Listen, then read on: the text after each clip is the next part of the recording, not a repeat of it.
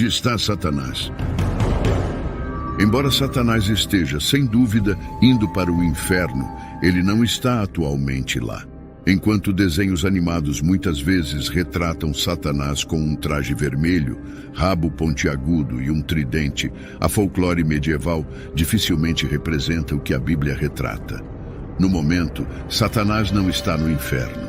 Em vez disso, Satanás percorre a terra, buscando pessoas para tentar ao pecado e assim separá-las de Deus.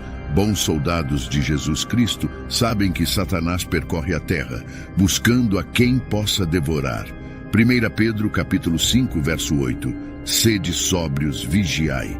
Vosso adversário, o diabo, anda em derredor, rugindo como leão, buscando a quem possa tragar. Precisamos estar preparados.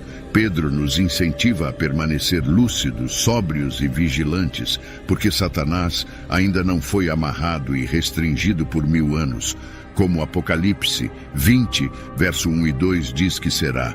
E vi descer do céu um anjo, que tinha a chave do abismo e uma grande corrente na sua mão. E ele prendeu o dragão, a antiga serpente, que é o diabo e Satanás, e o amarrou por 1000 anos, um milênio. No momento atual, o diabo anda ao redor. Tem acesso a você em todos os lugares, conhece seus sentimentos e suas propensões, e se informa de todas as suas circunstâncias. Só Deus pode saber mais e fazer mais do que ele. Portanto, sua preocupação deve ser entregue a Deus. O diabo certamente anda ao redor. Ele é um ser finito e só pode estar em um lugar de cada vez. Mas seu esforço, energia e associados permitem que ele estenda sua influência por todo o mundo e em todas as áreas da vida, como um leão rugidor. Para os cristãos, Satanás é um leão que pode rugir, mas que foi desarmado na cruz.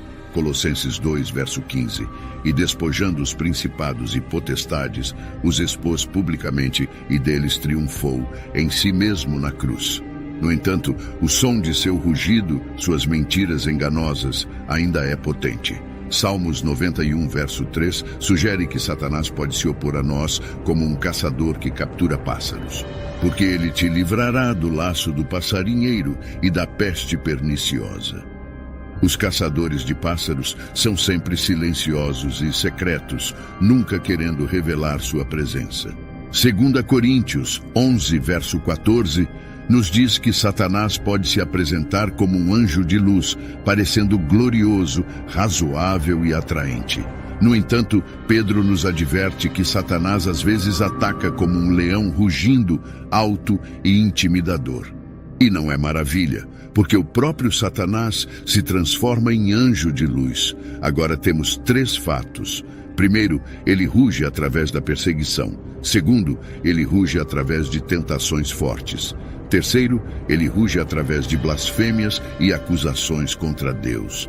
Notamos o objetivo de Satanás, buscando a quem possa devorar. Seu objetivo não é apenas lamber ou mordiscar sua presa. Ele quer devorá-la. Ele nunca pode ficar satisfeito até ver o crente completamente devorado. Ele o despedaçaria e quebraria seus ossos e o destruiria completamente se pudesse. Portanto, não alimente o pensamento de que o propósito principal de Satanás é fazer você miserável. Ele se agrada com isso, mas não é o seu objetivo final. Às vezes, ele até pode fazer você feliz, pois ele tem venenos requintados, doces ao paladar, que ele administra ao povo de Deus. Se ele acredita que nossa destruição pode ser mais facilmente alcançada por coisas doces do que amargas, certamente ele preferiria aquilo que melhor afetaria seu objetivo. Resisti-lhe, firmes na fé. O segredo da guerra espiritual é uma resistência firme. À medida que permanecemos firmes na fé, resistimos às mentiras e ameaças do diabo e à intimidação. A Escritura insta os crentes a fugirem de vários males, mas em nenhum lugar são aconselhados a fugir do diabo. Isso seria um esforço fútil. 1 Coríntios, capítulo 6, verso 18. Fugir da prostituição em qualquer de suas formas, seja no pensamento ou no comportamento, seja visual ou escrito. Todo o pecado que um homem comete é fora do corpo, mas o que pratica a prostituição peca contra o próprio corpo. 1 Coríntios 10, verso 14. Portanto, meu amado, fugi, mantende-vos longe de qualquer forma de idolatria, e isso inclui amar algo mais do que a Deus ou participar de algo que conduz ao pecado e escraviza a alma. 1 Timóteo 6, verso 11. Mas tu, ó homem de Deus, foge destas coisas, segue a justiça, a piedade, a fé, o amor, a constância, a mansidão. 2 Timóteo 2, verso 22. Foge também das paixões da mocidade e segue a justiça, a fé, o amor e a paz, com aqueles que de coração puro invocam o Senhor. A palavra resistir vem de duas palavras gregas antigas, ficar e contra. Pedro nos diz para ficar contra o diabo. Satanás pode ser afugentado pela resistência do crente mais humilde que age com a autoridade do que Jesus fez na cruz. Resista, seja mais orante sempre que ele for mais ativo. Ele em breve desistirá se perceber que seus ataques o conduzem a Cristo. Muitas vezes, Satanás não passou de um grande cão preto para conduzir as ovelhas de Cristo mais perto do Mestre. Sabendo que as mesmas aflições são experimentadas por vossa irmandade no mundo. Enquanto lutamos nossas batalhas espirituais, também somos consolados pelo conhecimento de que nunca estamos sozinhos. Nossos irmãos e irmãs em Jesus lutaram e estão lutando nas mesmas batalhas. A perspectiva é sobre o conflito geral dos santos. É visto como um todo.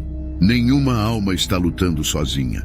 Cada um está ao mesmo tempo apoiando e sendo apoiado por todos os outros.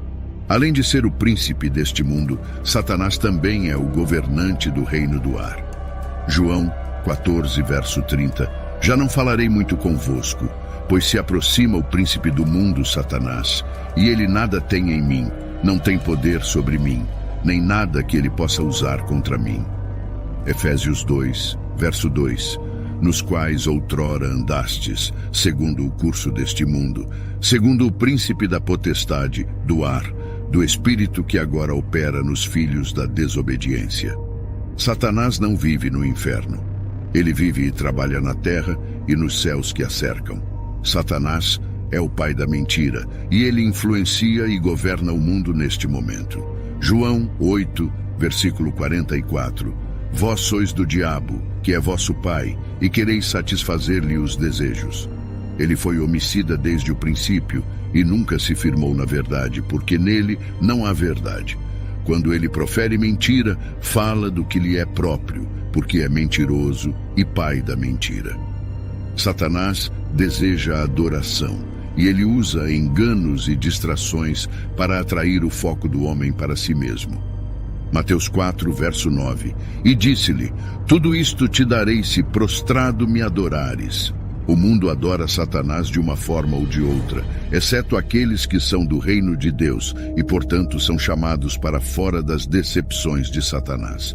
Se uma pessoa não é uma filha de Deus, ela, por padrão, é filha de Satanás. Atos 13, verso 10, e disse: ó filho do diabo, cheio de todo o engano e de toda a malícia, inimigo de toda a justiça, não cessarás de perverter os retos caminhos do Senhor. 1 João 3, verso 10, nos diz como distinguir os dois. Nisto são manifestos os filhos de Deus e os filhos do diabo. Todo aquele que não pratica a justiça não é de Deus, nem aquele que não ama a seu irmão. João 3, verso 10. Jesus respondeu e disse-lhe: és mestre de Israel e não compreendes essas coisas? Tiago 4, verso 4, explica que qualquer um que é amigo do mundo é inimigo de Deus. Adúlteros e adúlteras, não sabeis que a amizade do mundo é inimizade contra Deus? Aquele, pois, que quiser ser amigo do mundo, constitui-se inimigo de Deus. Isso é importante saber, porque em breve Jesus retornará à terra e recolherá o que lhe pertence. Ele derrotará os seguidores de Satanás e reivindicará seus eleitos para si mesmo. No final, Satanás será lançado no lago de fogo e atormentado dia e noite para todo o sempre. Apocalipse 20, verso 10. E o diabo que os enganava foi lançado no lago de fogo e enxofre, onde estão a besta e o falso profeta. E de dia e de noite serão atormentados para todo o sempre. Depois disso, Jesus julgará os incrédulos de acordo com o que fizeram durante suas vidas. Qualquer pessoa cujo nome não seja encontrado no livro da vida é lançada no lago de fogo, onde Satanás e seus seguidores estarão naquele momento. Apocalipse 20, verso 13. E o mar entregou os mortos que nele havia, e a morte e o inferno entregaram os mortos que neles havia, e foram julgados cada um segundo as suas obras. Apocalipse 20, versículo 15. E se alguém não foi encontrado escrito no livro da vida, ele foi lançado no lago de fogo. O inferno e a morte também são lançados no lago de fogo. Portanto, tecnicamente falando, em nenhum momento Satanás reside no inferno. Apocalipse 20, versículo 14. Então a morte e o inferno foram lançados no lago de fogo. Esta é a segunda morte, o lago de fogo, a separação eterna de Deus.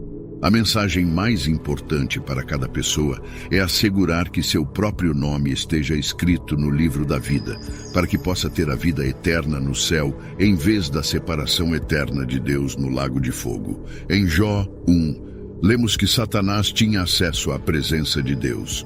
Aconteceu um dia que os filhos de Deus, os anjos, vieram apresentar-se perante o Senhor, e Satanás também veio no meio deles. Então o Senhor disse a Satanás: "De onde vens?" Respondeu Satanás ao Senhor e disse: "De rodear a terra e passear por ela." Em Apocalipse 12, o diabo e seus demônios marcham no céu e travam um conflito celestial. Apocalipse 12, versos 7 ao 9. Houve então guerra no céu. Miguel e seus anjos lutaram contra o dragão. O dragão e os seus anjos também lutaram, mas não prevaleceram, nem mais o seu lugar se achou nos céus. E foi precipitado o grande dragão, a antiga serpente, chamada o Diabo e Satanás, que engana todo o mundo. Ele foi precipitado na terra e os seus anjos foram lançados com ele. O arcanjo Miguel era o campeão de Deus, o comandante-geral das forças de Deus. Como resultado, o dragão e seus seguidores são lançados à terra e ele perde sua posição. Aquele que engana o mundo inteiro, o diabo, Satanás, é aquele a quem João se refere como o grande dragão, a antiga serpente. Após essa batalha, Satanás é julgado e atormentado para sempre.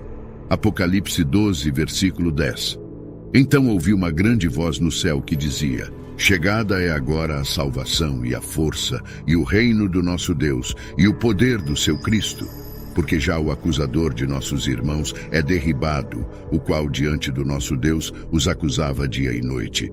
Porque o acusador dos nossos irmãos e irmãs, que os acusa diante do nosso Deus dia e noite, foi derrubado. Mesmo assim, os crentes têm um advogado divino diante de Deus chamado Jesus Cristo.